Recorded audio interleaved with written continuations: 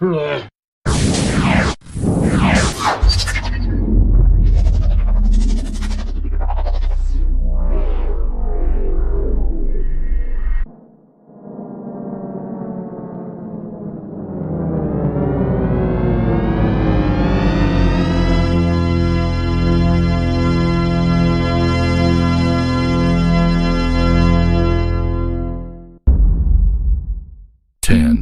9, 8, 7, 6, 5, 4, 3, 2, 1.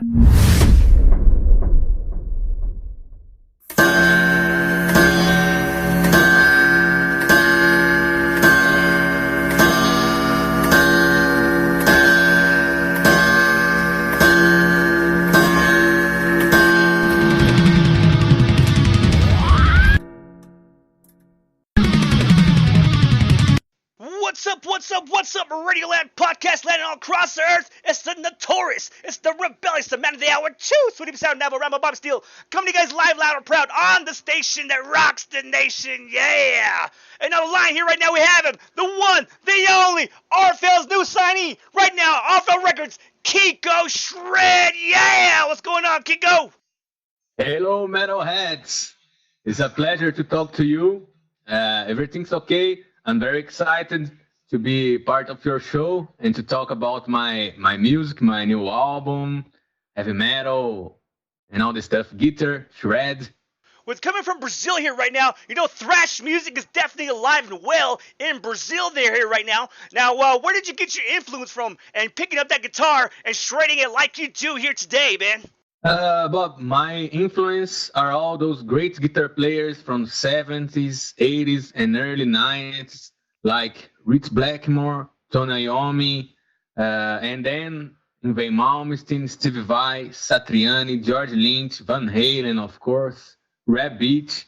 That's my kind of... Red Beach! Holy shit! Hell yeah, man! Red Beach kicks ass, man. And I'm glad you brought up Red Beach there, man. Hell yeah! Yeah, Red Beach influences me a lot. The tapping technique, the way he plays the tapping technique is very unique. It's awesome. It's a big influence for me. Again, man, you know what? Going back to Brazil, I'm going to say it like I always try to say it. Brazil! Again, you know, the thrash scene is good there. You know, it's fucking kick ass there. But you know what's always great is the rock and Rio scene, especially with Iron Maiden, you know.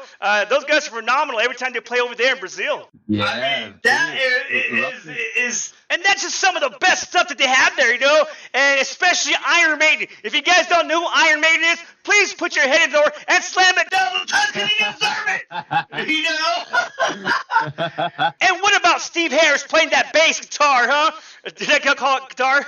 But we know when he plays that bass, he makes it look like he's playing an electric guitar, right? Because his fingers are moving like the speed of light. Yeah, Bob. I told about my influence, but I forgot to say Iron Maiden, of course. Dave Murray, Adrian Smith, they are like gods, especially here in South America and now all over the world. But I love Iron Maiden, and Steve Harris' style is... when I started to listen to Iron Maiden, it was probably my first band, my first heavy metal band to listen. So it blows my mind, man. Now, a lot of people don't understand, you know, when you get Dave Murray, you get Janet Gears, you get Adrian Smith there, and they all make it sound like one guitar, you know, especially the song The Troubadour, because you know what, the song The Troubadour, I believe, is two guitars, but they make it sound like one, you know, so it's definitely phenomenal what Iron Maiden can do there.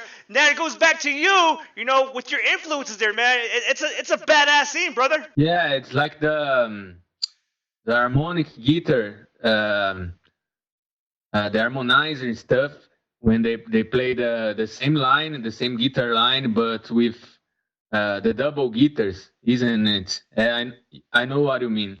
Yeah, it's awesome. They match perfectly. And you know what? I wish I myself can play the guitar, but I can't, man. The only thing I'm good at right now is Guitar Hero. Only on the regular level, though, not on hard. It has to be on medium level.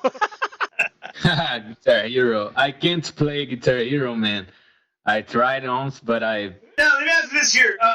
What was the first band that you were first in, though? I mean, I think a lot of people want to know that here because, with how much talent that you have here right now. Well, my first band was called Razor Blade, inspired by that Gamma Ray song, Razor Blade Signs, in, I guess, early 2000.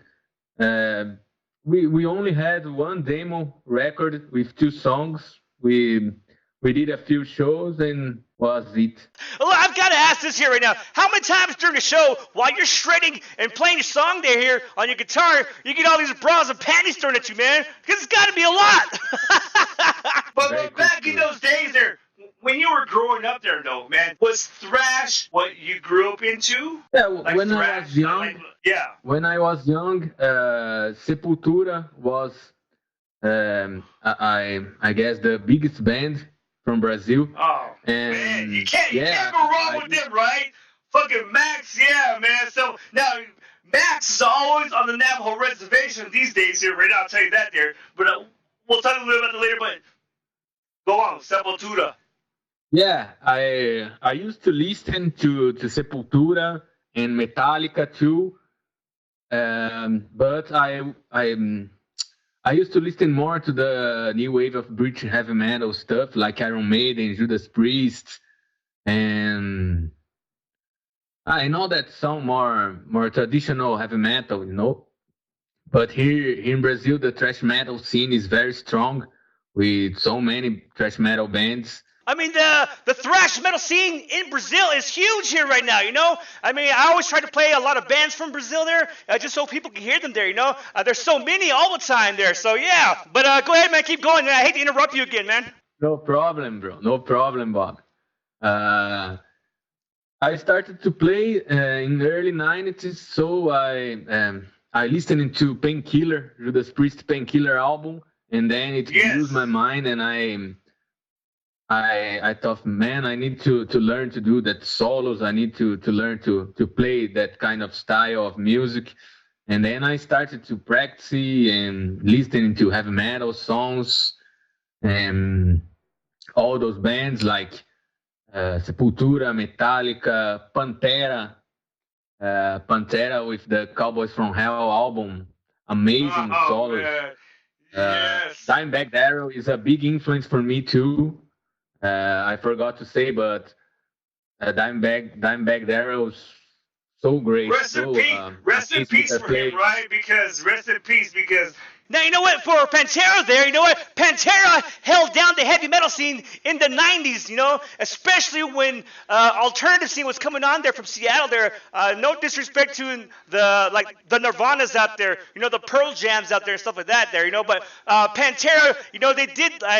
For me, I would say, single-handedly kind of just held together that heavy metal scene, while somebody like Metallica there, they were doing all the reloads and stuff like that there, experimenting, but Pantera, they always held down that metal scene, brother. Yeah, of course.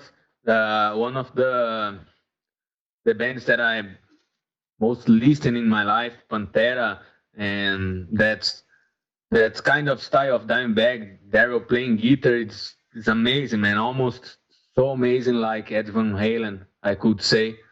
It's a great influence, big influence for me. And yes, in the 90s, the grunge bands, the alternative bands, they was on the top, isn't it?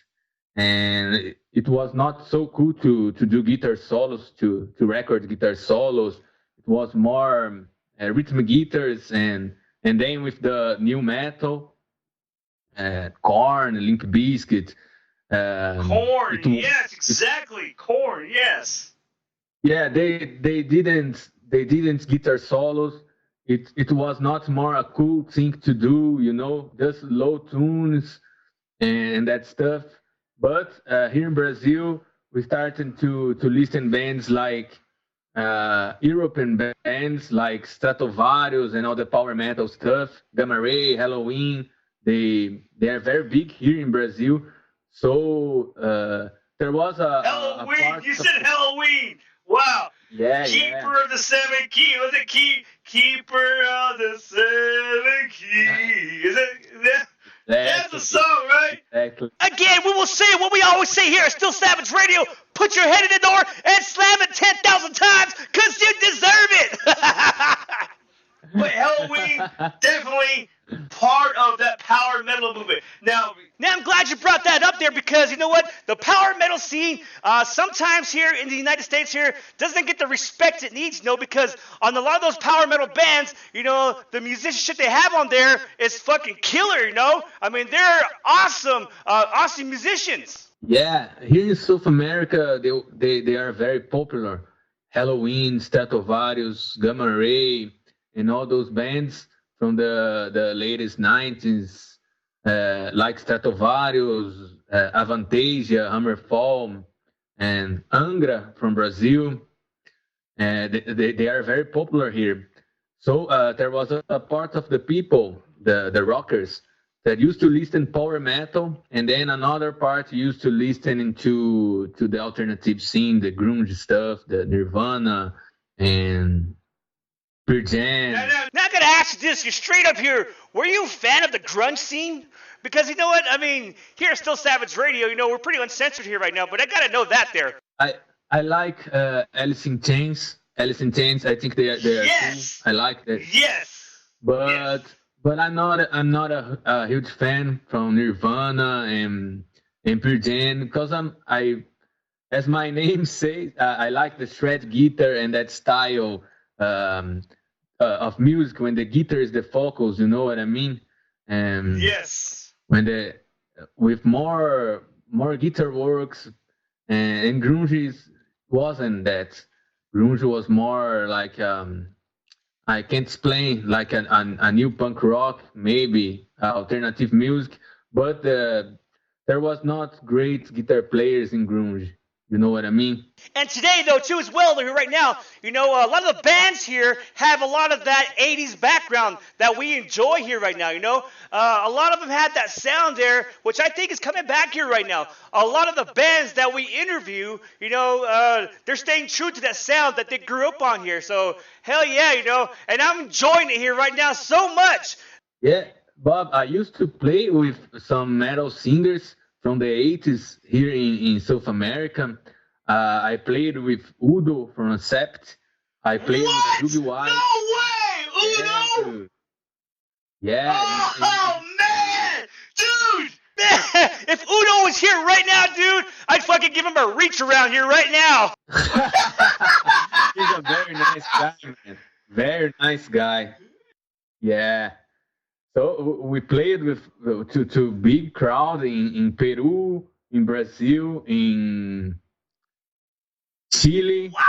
We played here in South America. It was a tour, a project called Metal Singers with Udo Dirk Schneider, Doug White from Rainbow, André Matos from Angra, and Blaze Bailey. Yeah. Blaze Bailey, yes! The four singers. They did a tour in the last December.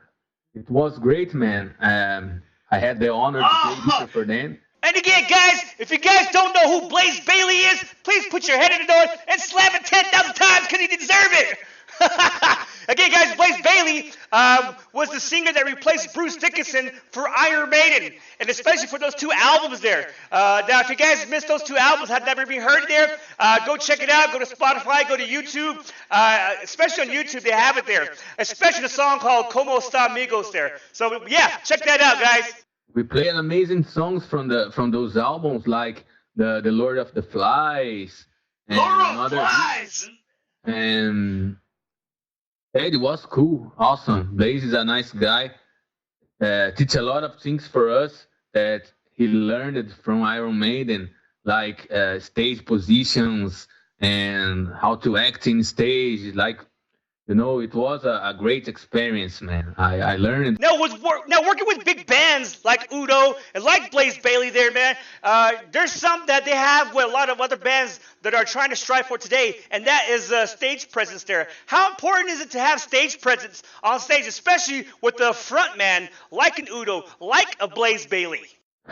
Yeah, man, it's very, very important. The stage presence is very important, man. Because you need to pass to the audience that you are really enjoying what you are doing in the stage, so they can feel good with you, party with you. You know what I mean? Uh, Now, today, here, right now, what are some things, some important tips you can give to these new bands that are coming up here right now, that are starting out in the music industry right now? Because, there is a lot of stuff that bands have to follow, but what are some of the important tips there that you can recommend for these bands to do here? Bob, for me, is in a music, in a composition, is very important to have the bridge and the chorus. You know what I mean? Have a good Yes. chorus. That's very, very important, man. To people sing with you. I think some new bands are missing that. It's very important to have a good chorus, like you know, balls to Like, the but, wall, okay, something like that. You know? yeah, because when you hear Bon Jovi there, especially John Bon Jovi there, when he did "Living on a Prayer," definitely a great song there. Def Leppard was very popular of that too, creating that arena rock sound there, man. When did you decide to pick up the guitar and start playing there, man?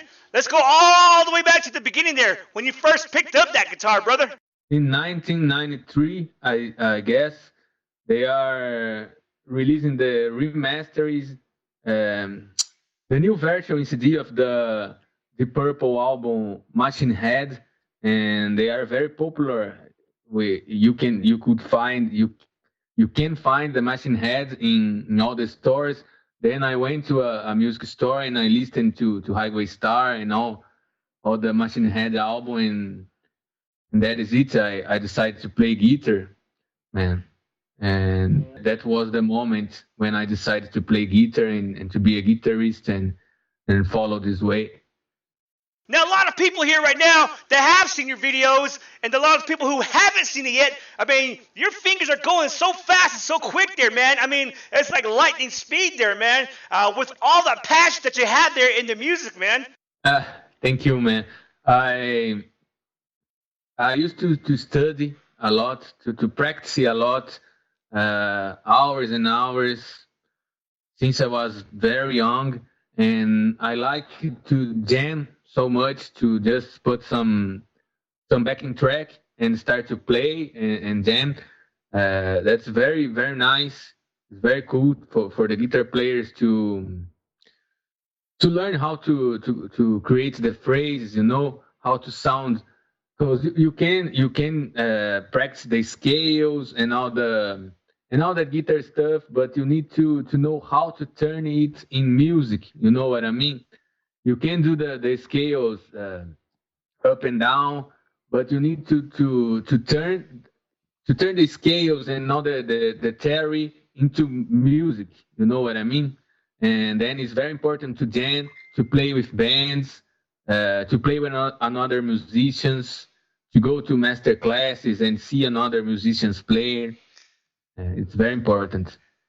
Now, you brought up a great point there. Now, for music-wise there, when I think of Brazil here, I'm thinking fast-paced moving area. But I kind of picture it like New York City, like when you see like the Rio de Janeiro's and stuff like that there. So, but is there a lot of classes available there that, people can go to, like the locals there, and learn the guitar the correct way? I live in the state of São Paulo, so here we can find a lot of music teacher. I made the college of music too, and I have had the opportunity to study with great guitar players. I don't know if you ever listened about them. Dr. Sin, a band from Brazil. I used to study with Eduardo Danui.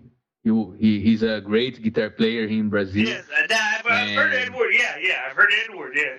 Wow, shit, dude. And Brazil is a very big country, so you have some areas where probably you cannot find music teachers and that stuff.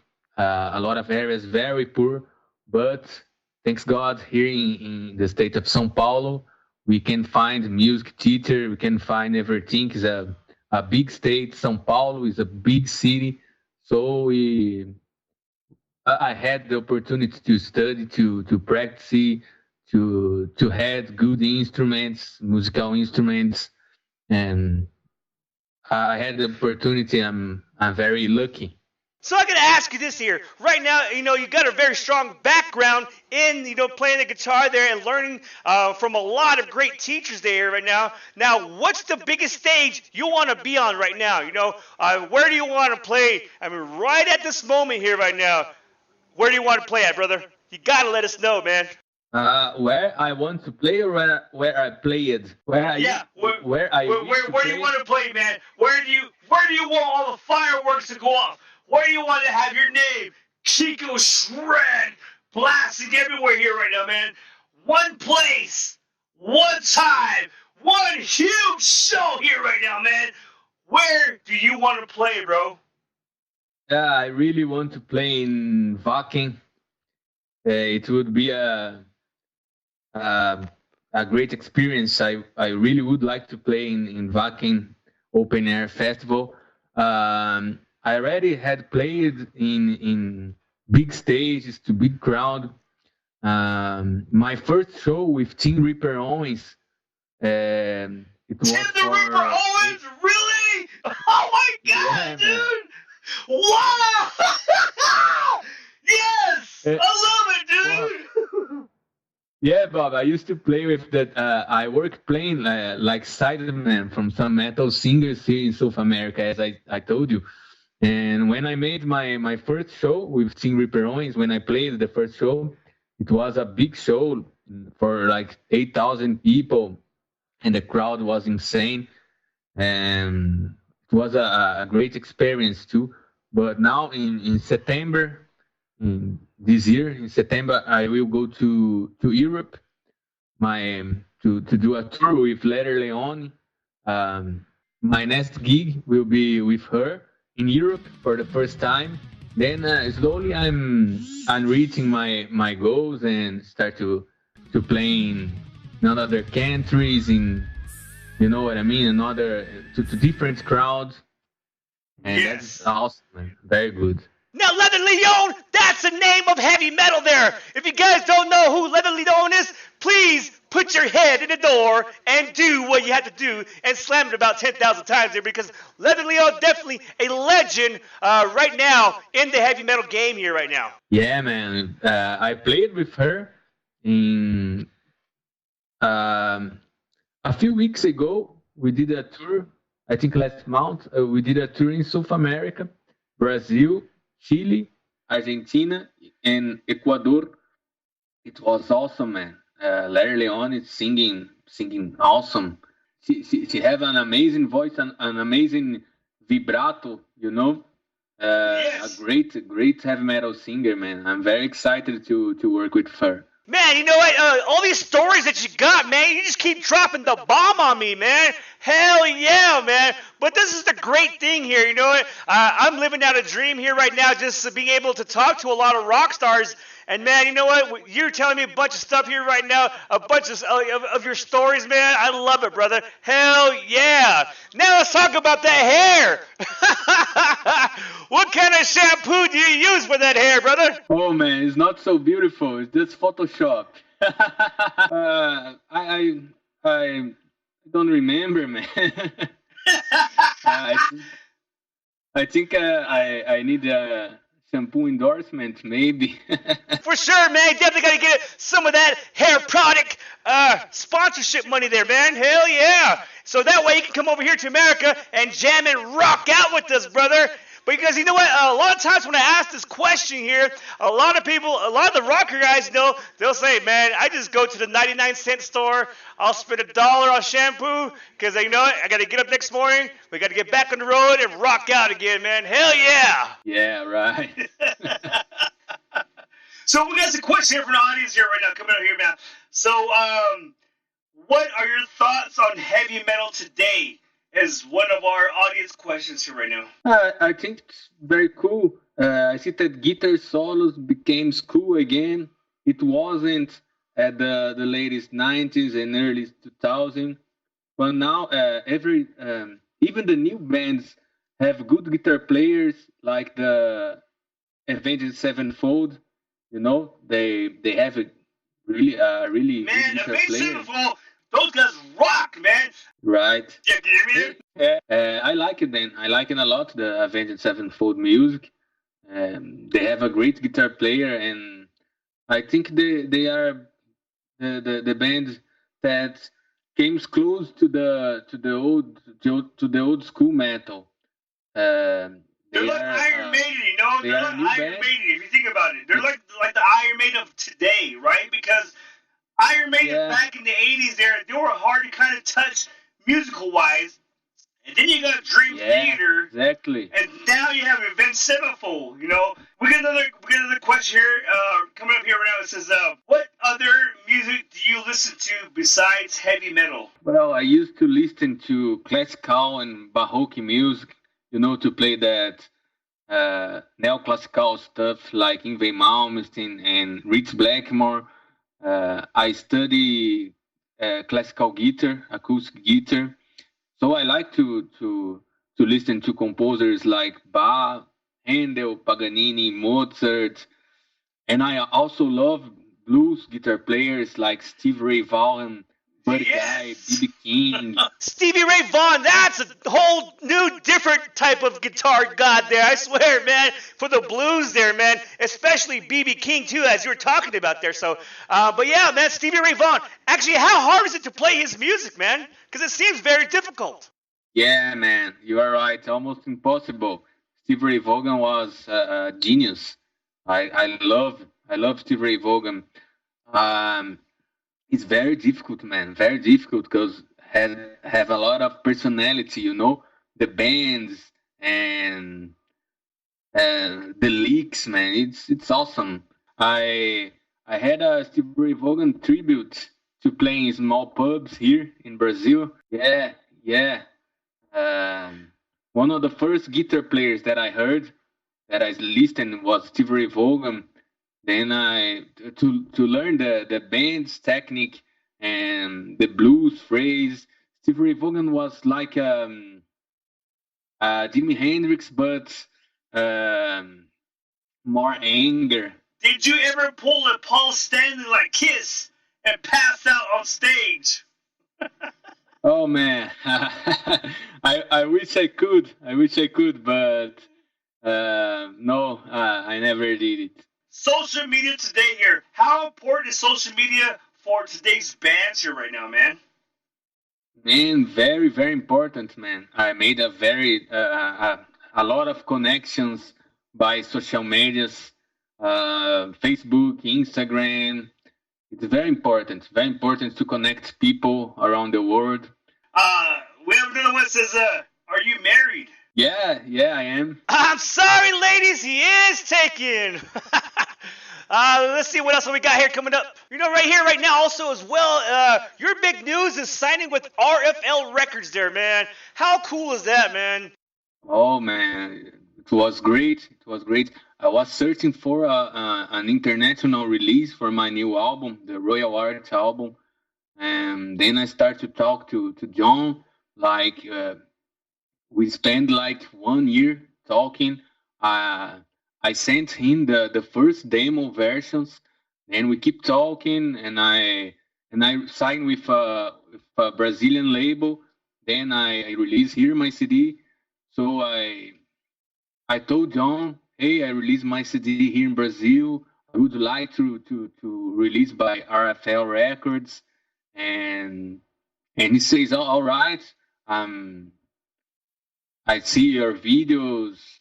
I'm seeing your videos. I'm listening to your songs. I watched your video clip, and I think we can do a good job together. And then Sure, I signed yeah. with RFL. Yes, John is very nice, man. I'm very very happy with all the John, work we're doing always together. great, yeah. A lot of people here right now want to see Kiko shred. Now, are you going to be coming to the United States here anytime soon? Man, I hope so. I really hope so. I really wish to go to United States to play guitar. I hope we can do it soon to do a tour. the new record, the new album here come out. Let us know where people can get this music here right now, man. The album will be released in September 20, and will be releasing in Japan, Europe, Canada, United States, and Korea. So for now, people can search me in Facebook or Instagram or YouTube, and it's just search for Kiko Shred. It's a pleasure to talk to you, man. Yeah. All right, Kiko, I want to thank you very, very much for being on the show here, man. A lot of information we talked about. Again, it's probably the longest I've ever had. This is probably actually the longest interview you've ever had right now, as we're going on here for almost about a half hour here. But yeah, I want to thank you for joining us here on the show on Still Savage Radio, brother. So, Bob, I have a lot of videos in YouTube and in Facebook too, Instagram. I'm always publishing something. The shows with the singers I told you. Had a lot of videos in YouTube. In September, we will release my new album, The Royal Art, worldwide by RFL Records. And so in September, people will be able to find my music in. Hell yeah! And everything is worldwide. But for now, it's important to say that people can watch my new video clip, the "I Will Cast No More" song, on YouTube and Facebook too. And they also can watch my new lyric video from the song "Alchemist Fire" on YouTube and Facebook too. It's just search for me, Kiko Shred, on Facebook. Kiko is Kiko Shred. So people can test me. All right, man. Cool, bro. Hell yeah. All right, guys. All right, yeah. And that is Kiko Shred here, joining us here. Big shout out to him there, man. Make sure you guys go check out RFL Records there for Kiko Shred there. Again, you guys can reach him on all the social media platforms. Make sure to go check him out on YouTube as well there. Again, guys, Kiko Shred, brand new music coming up here on the station that rocks nation, Still Savage Radio. Whoa.